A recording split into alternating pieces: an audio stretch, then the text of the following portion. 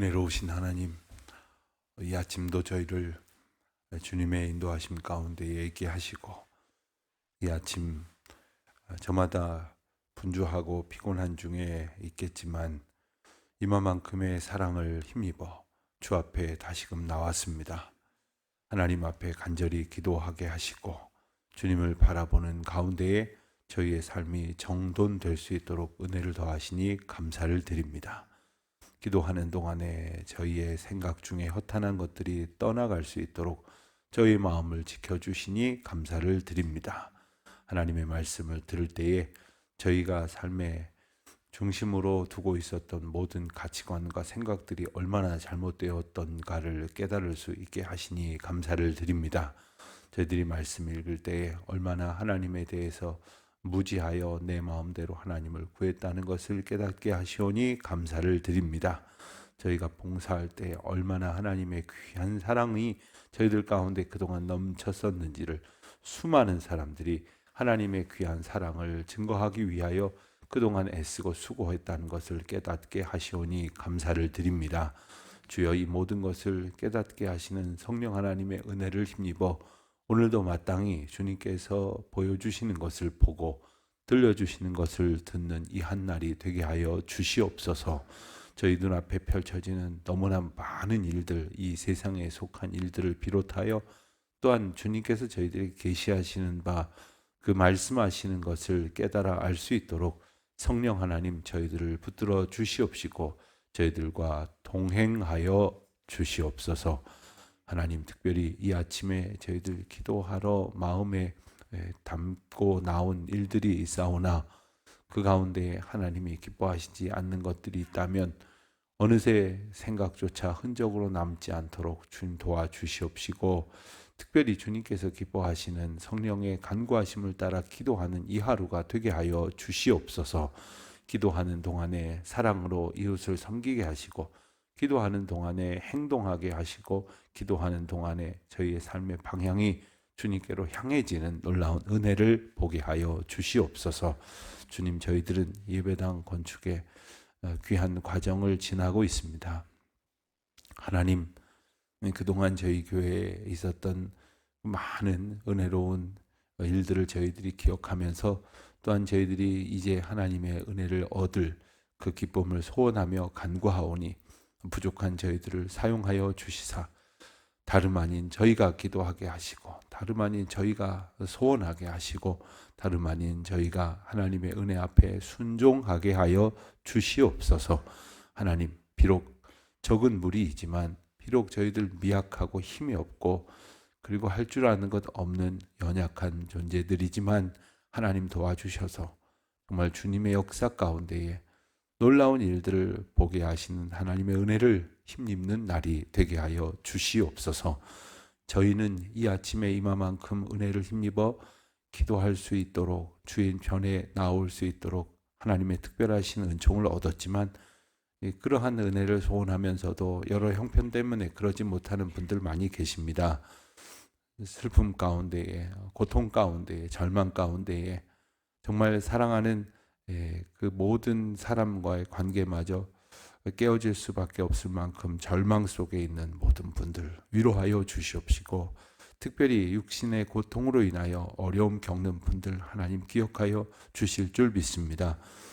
저희들도 그들을 기억하게 하시는 성령님의 인도하심을 따라 사랑으로 무난하며 또 서로 섬기며 위로하는 가운데에 하늘의 은총을 함께 나눌 수 있게 하여 주시옵소서. 오늘 저희들의 하루가 참 의미 있는 날이 되기를 원합니다. 주님께서 이끄시는 대로 순종하여 하나님이 영광 받으시고 하나님이 기뻐하실 날들을 살게 하여 주시옵소서. 우리 교우들 중에 특별히 해외에 있는 분들, 지방에 있는 분들, 특별히 출타 중에 있고 여행 중에 있는 많은 분들, 그 길 가운데에서 우리 주님과 동행하는 기쁨을 이 아침에 얻게 하여 주시옵소서. 여러 가지 사정으로 주님 앞에 나오지 못하고 있는 분들도 계십니다. 하나님 함께하여 주시옵소서. 오늘까지 이어질 이제 동계 신앙 강좌를 축복하시고, 특별히 이제 다음 주부터 새롭게 시작될 새로운 학기 성경 공부와 그리고 구역 모임과 그리고 리더들의 모임, 그리고 여러 우리의 믿음을 훈련시킬 귀한 모임들 가운데 하나님 기름 부어 주시옵소서. 감사하며 예수님의 이름으로 기도드립니다. 아멘. 요한복음 16장입니다. 요한복음 16장 1절부터 15절까지 말씀 우리 함께 한 목소리로 봉독하겠습니다.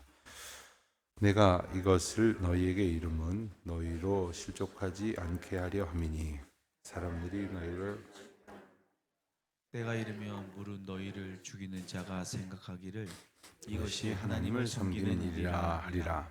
그들이 이런 일을 할 것은 아버지와 나를 알지 못함이라. 오직 너희에게 이 말을 한 것은 너희로 그때를 당하면 내가 너희에게 말한 이것을 기억나게 하려 함이요 처음부터 이 말을 하지 아니한 것은 내가 너희와 함께 있었습니다.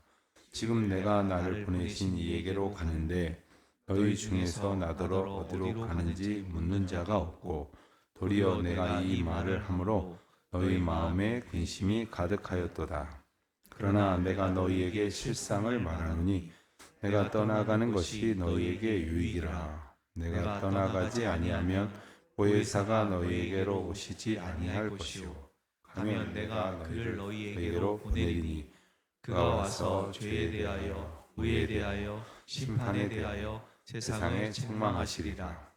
죄에 대하여라 함은 그들이 나를 믿지 아니하며 의에 대하여라 함은 내가 아버지께로 가니 너희가 다시 나를 보지 못할 것이고 심판에 대하여라 함은 이 세상 임금이 심판을 받았습니다. 내가 아직도 너희에게 이를 것이 많으나 지금은 너희가 감당하지 못하리라. 그러나 진리의 성령이 오시면 그가 너희를 모든 진리 가운데로 인도하시리니 그가 스스로 말하지 않고 오직 들은 것을 말하며 장래의 일을 너희에게 알리시리라.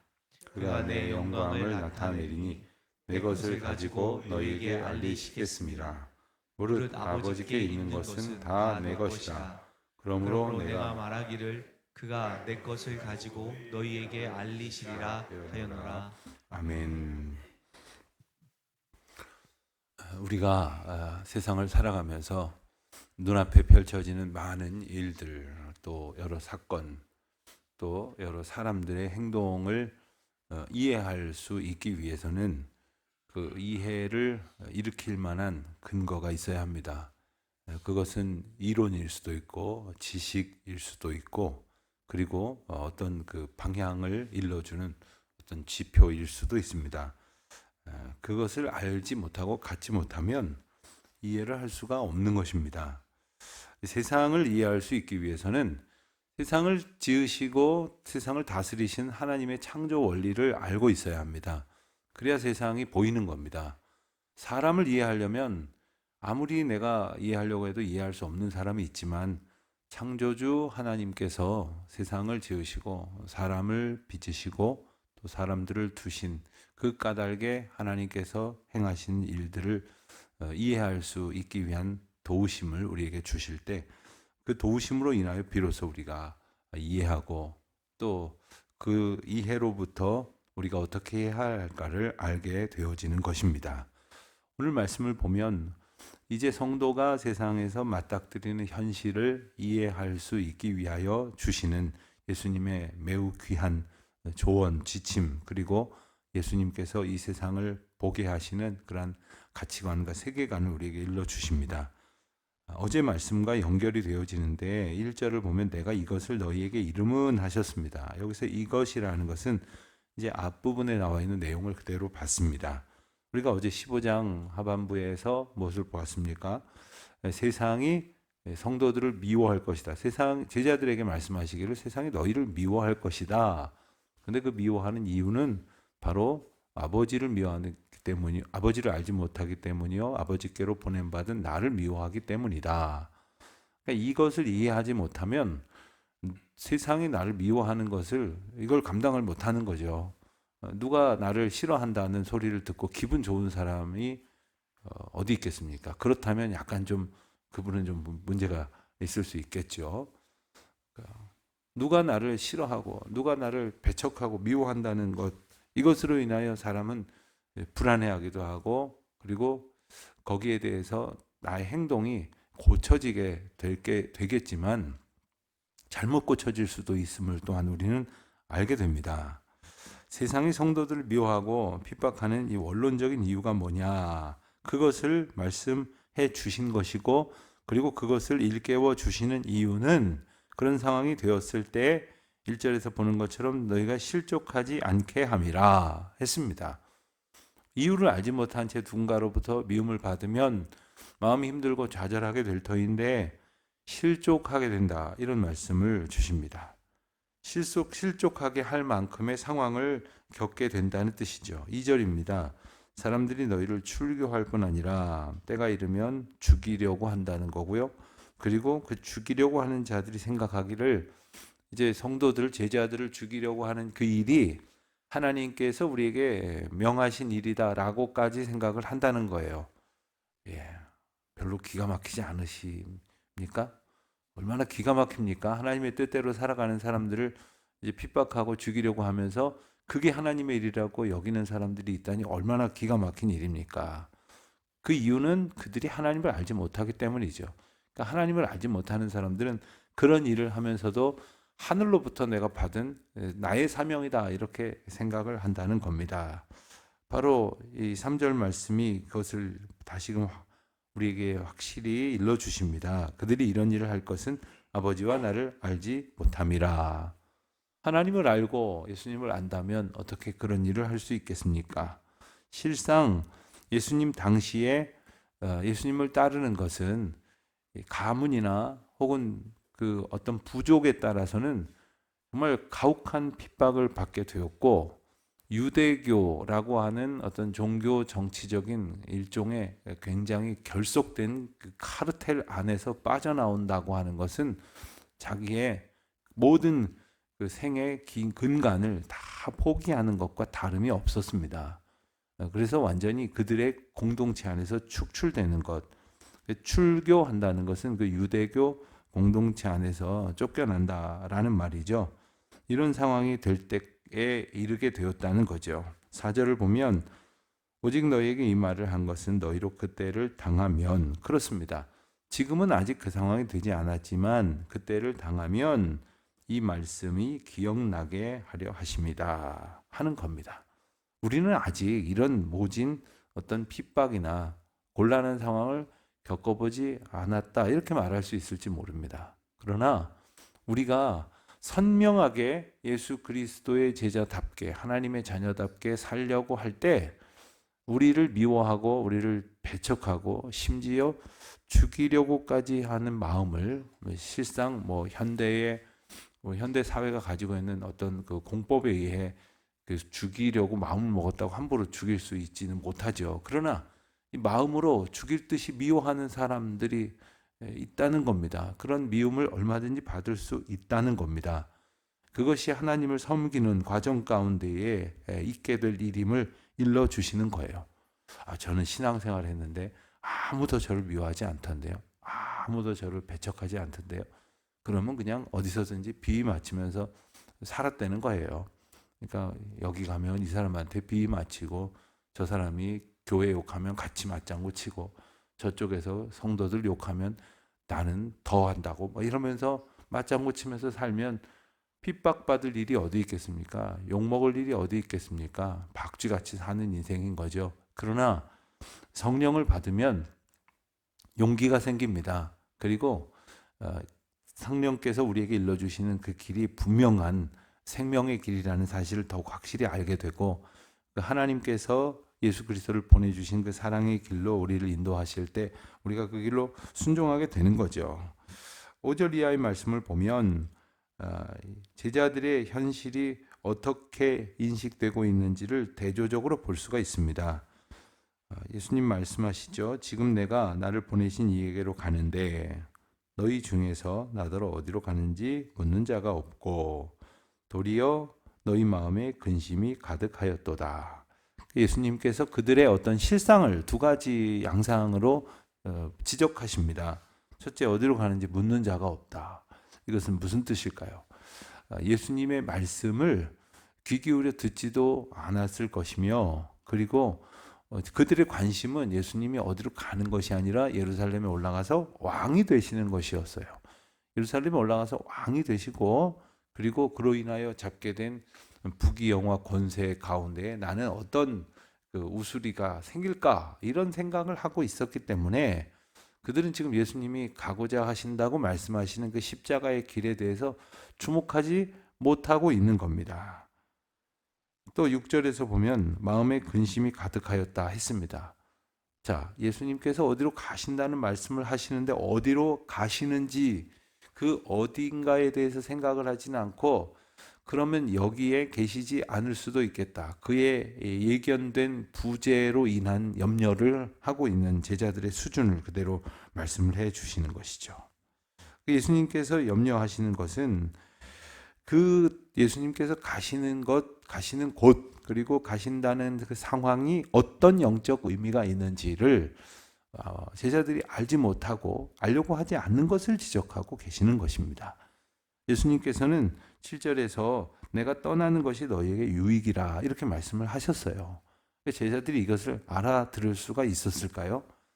예수님, 제자들 생각에는 예수님이 떠나시면 당장 예수님으로 인하여 어떤 그 받았던 어떤 만족, 그리고 사람들의 환호로 인한 자기들의 어떤 성취감, 이런 것들마저 잃어버릴 수밖에 없게 되지 않겠습니까? 또 예수님 쫓아다니면 이런저런 문제가 다 해결이 되고, 그리고 높은 권세에 오를 수 있을 것이라고 하는 기대를 가졌는데 그거 다 잃어버리게 될 것 같으니까 염려를 하고 있었던 것이죠. 그러나 예수님께서는 예수님이 떠나시고 나면 약속하신 성령께서 오실 것인데 이것이 더 너희에게 유익이다. 예수 그리스도의 이름으로, 그리고 그 제자됨의 삶을 살아가는 이들에게 허락하실 그 성령의 은총이 그들 가운데 이제 와닿지 않았던 겁니다. 성령께서 하실 일을 또 일러주십니다. 8절 이하에 보면 그가 와서 성령께서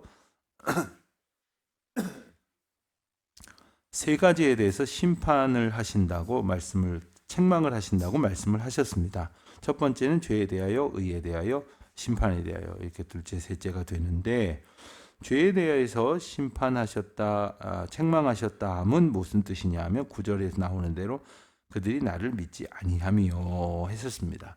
사람들이 예수님을 믿지 아니하는 그 불신앙적인 태도, 그 삶이 바로 죄라는 것이고, 그 죄를 그냥 두시지 않겠다는 겁니다.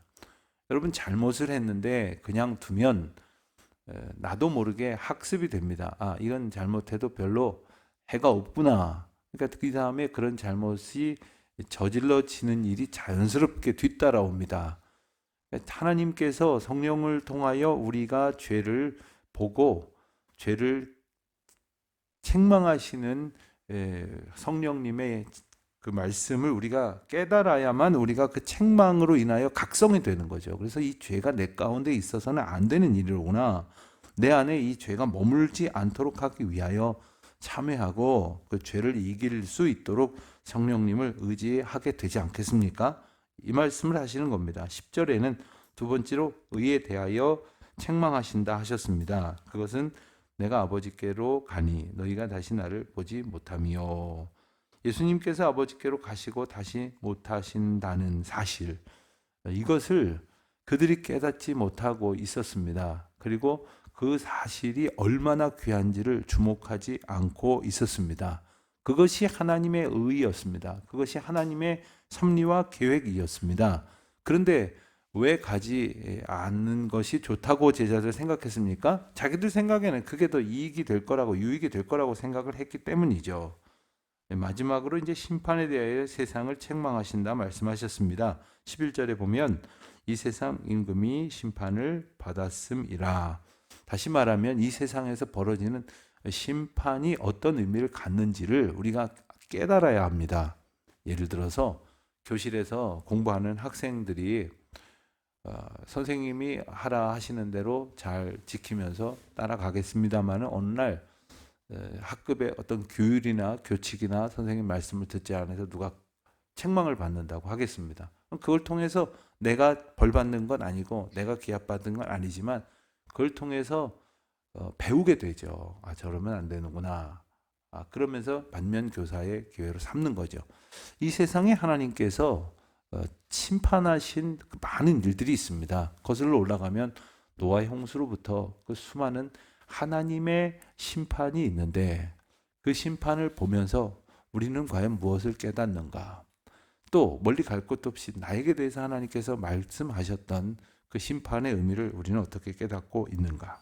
12절을 보면 예수님께서 제자들에게 하실 말씀이 많이 있으셨다고 했습니다. 그러나 지금 다 말해봐야 다 감당하지도 못할 것이나 성령, 진리의 성령이 오시면 그가 너희를 첫 번째로 진리 가운데 인도하실 것이고 두 번째는 장래일을 알게 하실 것이며 세 번째는 하나님의 영광을 나타낼 것이다. 이것이 바로 성령께서 오셔서 하실 일이라는 겁니다. 그러니까 성령이 우리 안에 오셨어요. 그리고 성령이 우리와 함께 거하세요. 그 성령 하나님께서 오늘도 우리를 진리 가운데 인도하실 것입니다. 그러니 도대체 이게 어떻게 된 일이지? 무엇이 참된 길이지? 어디로 가야 진리의 길을 걸을 수 있는 것이지? 우리의 이 아둔함으로 고민하지 말고 진리의 영이시여 나로 하여금 깨닫게 해 주십시오. 의지할 때에 주께서 깨닫게 해 주실 줄 믿습니다. 또한 우리는 늘 나중 일을 걱정합니다. 그리고 사람들이 자꾸 이렇게 걱정하게 만들어요. 왜 그런 줄 아십니까? 세상이 걱정을 하게 자꾸 만드는 이유는 뭔가 의지하게 만드는 거예요. 그런데 하나님을 의지해야 살 수 있는 우리의 어떤 그 패러다임이 있고 인생의 어떤 도식이 있는데 세상이 자꾸 하는 소리를 기울이면은 그 이야기하는 그 어떤 그 뒤에 있는 뭔가를 기대게 만든단 말이에요. 자꾸 어떤 프로그램에서는 뭐 이렇게 어떤 병에 대해서 막 소개하는 거를 만들고 나면 꼭 그 뒤를 광고주들이 알아가지고 그 비슷한 약을 이렇게 선전을 한대요. 그러니까 사람들이 심리를 이용하는 거죠.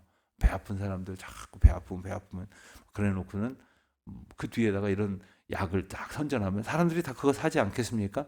세상을 의지하게끔 우리가 자꾸 불안해지는 거죠. 물론 배 아플지 다리 아플지 머리 아플지 모르고 막 무시하고 함부로 살자는 이야기가 결코 아닙니다.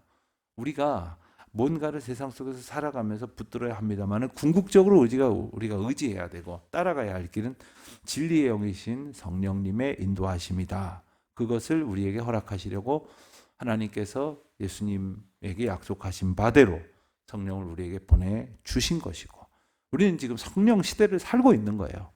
고아와 같이 너희를 버려두지 아니하겠다 하신 말씀이 바로 이겁니다. 우리를 그대로 내버려 두지 아니하시고 우리 곁에 우리의 인도자요, 보호자요, 도우시는 성령님, 보혜사 성령님을 보내주셔서 우리가 그분의 인도하심을 힘입어 오늘도 살아갈 수 있게 되었으니 두려워 말고 오직 주님의 인도하심을 감사하며 의지하는 저와 여러분의 이 하루가 되시기를 축원합니다. 기도하겠습니다. 하나님 아버지, 어지러운 세상을 살면서 도무지 이해할 수 없는 많은 일 앞에서 헛되이 번민하는 저희들의 무지함을 불쌍히 여기시사 그때마다 오늘 주신 이 말씀을 기억할 수 있도록 성령님 저희를 다스려 주시옵소서. 또한 저희를 인도해 주시고 장래의 일을 알게 해 주시고 하나님의 영광을 보게 하여 주시며 또한 그와 같은 성령께서 하시는 일을 저희도 감당하고자 소원할 때에 수많은 사람들이 저희와 같은 은혜를 얻게 될 줄로 믿습니다. 그 기쁨이 저희 안에 충만케 하옵소서. 예수님의 이름으로 기도드립니다. 아멘.